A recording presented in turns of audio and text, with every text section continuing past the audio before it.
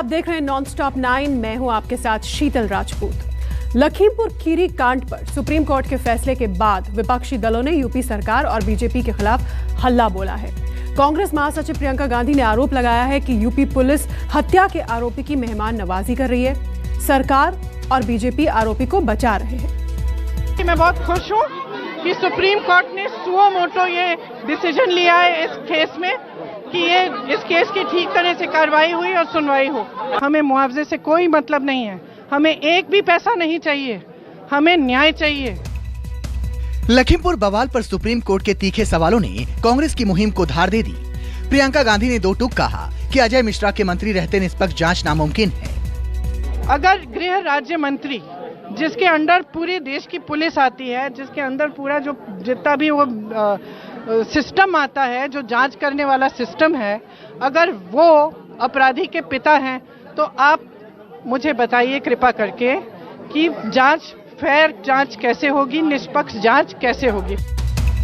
लखीमपुर कांड के पीड़ित परिवारों से मुलाकात करने के लिए प्रियंका गांधी को पुलिस प्रशासन की बाधाएं झेलनी पड़ी थी, गिरफ्तार भी होना पड़ा था। ऐसे में प्रियंका ने सवाल उठाए कि हत्या के आरोपी की खातिरदारी क्यों हो रही है। आपने इस देश या फिर दुनिया के इतिहास में कभी ऐसा केस देखा है जहां पे अपराधी को पुलिस के सामने आने का निमंत्रण दिया जाता है? आप बताइए, कभी आपने ऐसा केस देखा है कि गाड़ी के नीचे आपने 6 लोगों को कुचल दिया और पुलिस आपको निमंत्रण दे रही है कि आइए मेरे से बात करिए, गिरफ्तार क्यों नहीं किया है उसको? प्रियंका के बयान के ठीक पहले कांग्रेस प्रवक्ता रणदीप सुरजेवाला ने भी आरोप लगाया कि यूपी पुलिस हत्या के आरोपी की मेहमान नवाजी कर रही है। देश की कानून व्यवस्था का रखवाला कौन है? देश का गृह मंत्री।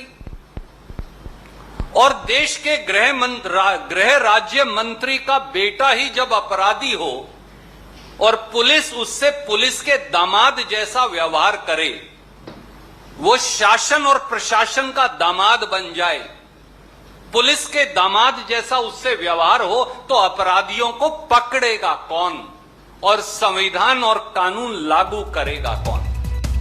सुरजेवाला ने तो केंद्रीय गृह राज्य मंत्री के एक पुराने मामले का जिक्र करते हुए इलाहाबाद हाई कोर्ट पर भी संदेह जता दिया। एक और संयोग है या प्रयोग, ये तो मोदी जी बताएंगे, पर जरूर देखिए कि बेटा हत्या का मुल्जिम और बाप हत्या का आरोपी, और मोदी जी ने ऐसे व्यक्ति को देश का गृह राज्य मंत्री बना रखा है। और कहीं ना कहीं इलाहाबाद हाई कोर्ट भी संदेह के घेरे में है। और देश के गृह राज्य मंत्री पर 2004 से 2020 के बीच में 17 साल तक अगर मुकदमा हत्या का लंबित रहेगा तो इस देश में कानून कैसे चलेगा? सुप्रीम कोर्ट के तीखे तेवर और विपक्षी हल्ला बोल के बीच केंद्रीय गृह राज्य मंत्री अजय मिश्रा भी मीडिया से मुखातिब हुए।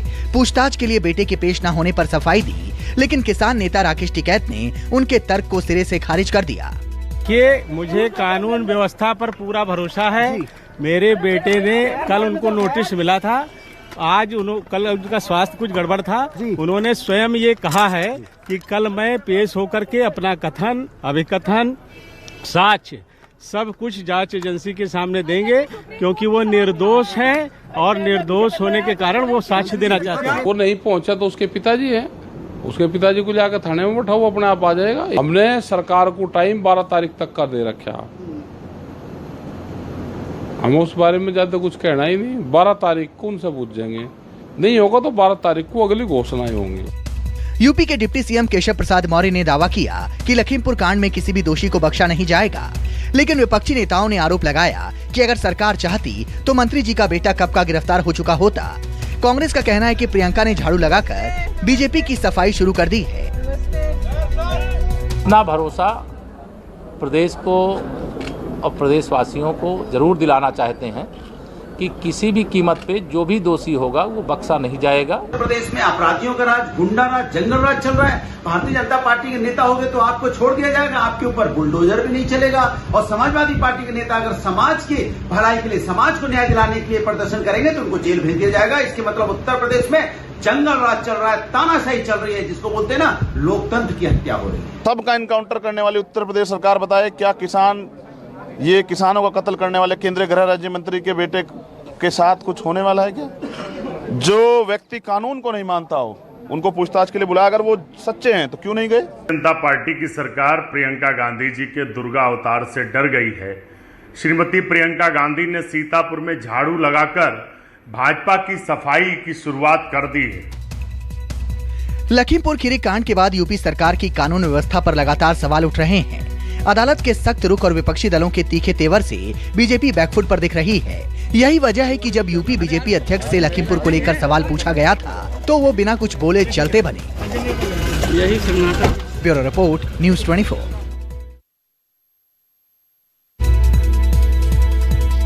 और इधर लखीमपुर कांड पर सुप्रीम कोर्ट ने आज लगातार दूसरे दिन सुनवाई की। योगी सरकार की ओर से मशहूर वकील हरीश साल्वे ने दलीलें दी, लेकिन चीफ जस्टिस के चुभते सवालों के सामने यूपी सरकार की दलीलें बेदम होती दिखाई दी। देश की सबसे बड़ी अदालत ने लखीमपुर हिंसा को लेकर यूपी सरकार को कड़ी फटकार लगाई है। सुप्रीम कोर्ट ने यूपी सरकार से पूछा कि मर्डर की धारा वाले एफआईआर के बावजूद अब तक आरोपी की गिरफ्तारी क्यों नहीं हुई।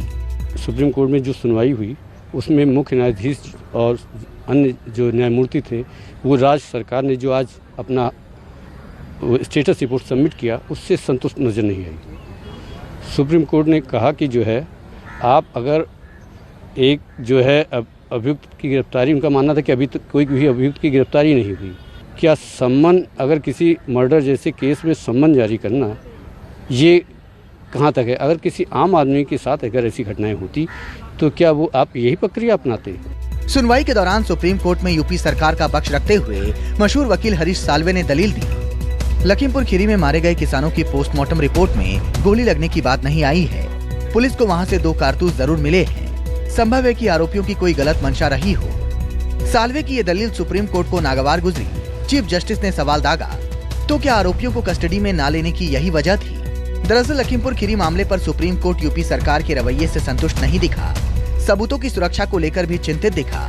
सीजेआई ने यूपी सरकार से कहा, आप अपने डीजीपी से ये सुनिश्चित करने को कहें कि जब तक कोई अन्य एजेंसी से संभालती है तब तक मामले के सबूत सुरक्षित रहें। सुप्रीम कोर्ट लखीमपुर खीरी हिंसा मामले की जांच में यूपी सरकार की तरफ से उठाए गए कदमों से संतुष्ट नहीं है। सुप्रीम कोर्ट ने इस बात पर भी नाराजगी दिखाई कि हत्या की धारा लगी होने के बाद भी आरोपियों को स्पेशल ट्रीटमेंट दिया गया। सीजेआई ने यूपी सरकार से पूछा, सुप्रीम कोर्ट ने पूछा कि आरोप 302 का है, आप उसे भी वैसे ही ट्रीट करें जैसे बाकी केसों में मर्डर केस में आरोपी के साथ ट्रीट किया जाता है। ये नहीं होता कि प्लीज आ जाएं, नोटिस किया गया है, प्लीज आइए। यूपी सरकार पर तीखे तंज वाली सुप्रीम कोर्ट की इस टिप्पणी पर यूपी सरकार का पक्ष रख रहे वकील हरीश साल्वे ने हस्तक्षेप किया। साल्वे ने कहा, यह 302 का केस हो सकता है। चीफ जस्टिस एनवी रमन्ना ने हैरानी जताई। उन्होंने पूछा, 302 हो सकता है? मौके पर चश्मदीद गवाह हैं। हमारा मत है कि जहां 302 का आरोप है वह गंभीर मामला है और आरोपी के साथ वैसा ही व्यवहार होना चाहिए जैसे बाकी केसों में ऐसे आरोपी के साथ होता है। क्या बाकी केस में आरोपी को नोटिस जारी किया जाता है कि आप प्लीज आ जाइए? यूपी सरकार के वकील हरीश साल्वे ने एक बार फिर हस्तक्षेप किया। साल्वे ने दलील दी कि आरोप लगाया गया था कि गोली मारी गई है, लेकिन गोली की बात पोस्टमार्टम में नहीं है। यूपी सरकार की इस दलील से चीफ जस्टिस एनवी रमन्ना नाराज हो गए। सीजेआई ने पूछा, क्या ये ग्राउंड है कि आरोपी को ना पकड़ा जाए? कोर्ट के सवाल पर साल्वे ने कहा, नहीं, केस गंभीर है। चीफ जस्टिस ने कहा, बिल्कुल गंभीर केस है, लेकिन केस को वैसे नहीं देखा जा रहा है। हम समझते हैं कि इस तरह से कार्रवाई नहीं होनी चाहिए। कथनी और करनी में फर्क नजर आ रहा है। साधारण स्थिति में 302 यानी मर्डर केस में पुलिस क्या करती है? वह आरोपी को गिरफ्तार करती है। आरोपी कोई भी हो, कानून को अपना काम करना चाहिए। अदालत के सख्त तेवर और नसीहतों के बाद यूपी सरकार के वकील साल्वे ने कहा, जो भी कमी है कल तक ठीक हो जाएगा। चीफ जस्टिस ने उस खबर पर भी नाराजगी जताई जिसमें कहा गया है कि चीफ जस्टिस लखनऊ में पीड़ित से मिलने गए थे। चीफ जस्टिस ने कहा, ये खुद समझना चाहिए कि ये कैसे हो सकता है। मैं कोर्ट में हूँ। यूपी सरकार ने जांच की स्टेटस रिपोर्ट दाखिल की है। लेकिन हम राज्य सरकार के उठाए गए कदमों से संतुष्ट नहीं हैं। हम छुट्टियों बाद तुरंत 20 अक्टूबर को सुनवाई करेंगे। लखीमपुर खीरी में 3 अक्टूबर को हुई हिंसा को लेकर दर्ज हुई एफआईआर में आरोप लगाया गया है कि बीजेपी नेता के काफिले की गाड़ियों ने प्रदर्शनकारी किसानों के ऊपर गाड़ियां चढ़ा दी थी, जिसमें 3 किसानों और एक टीवी पत्रकार की भी मौत हो गई थी। एफआईआर में केंद्रीय गृह राज्य मंत्री अजय मिश्रा टेनी के बेटे आशीष मिश्रा को मुख्य आरोपी बनाया गया है, लेकिन अब तक आशीष की गिरफ्तारी नहीं हुई है। Bureau report, news 24।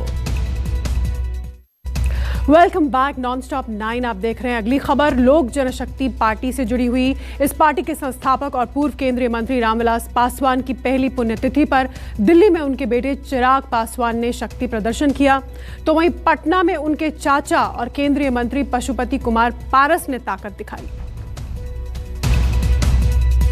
रक्षा मंत्री राजनाथ सिंह, आरजेडी अध्यक्ष लालू प्रसाद यादव और कांग्रेस के पूर्व अध्यक्ष राहुल गांधी लोक जनशक्ति पार्टी के संस्थापक स्वर्गीय रामविलास पासवान की पहली पुण्यतिथि पर दिल्ली में नेताओं का जमावड़ा लगा। चिराग के बुलावे पर जानी मानी हस्तियों ने रामविलास पासवान को श्रद्धांजलि दी। सियासी जानकारों ने इस आयोजन को चिराग पासवान का शक्ति प्रदर्शन करार दिया है। पासवान जी सामाजिक न्याय, धर्मनिरपेक्षता और वंचितों के नेता थे, मसीहा थे और हम लोग के शागिर्द थे। साथ साथ हम लोग ने राजनीति किया है, मिल के भी हमने राजनीति किया है। आज हम लोग के बीच में नहीं है, अफसोस है। दिल्ली में चिराग ने शक्ति प्रदर्शन किया तो पटना में चाचा पशुपति कुमार पारस ने अपने भाई को श्रद्धांजलि दी। केंद्रीय मंत्री पारस के बुलावे पर राज्यपाल फागू चौहान, सीएम नीतीश कुमार और आरजेडी नेता तेज प्रताप यादव समेत कई नेताओं ने कार्यक्रम में हिस्सा लिया। ईश्वर से हमारी प्रार्थना है कि जहाँ कहीं भी हमारे भाई साहब की आत्मा हो, भगवान उनकी आत्मा को शांति दे। आज के दिन सब अर्पित करने के लिए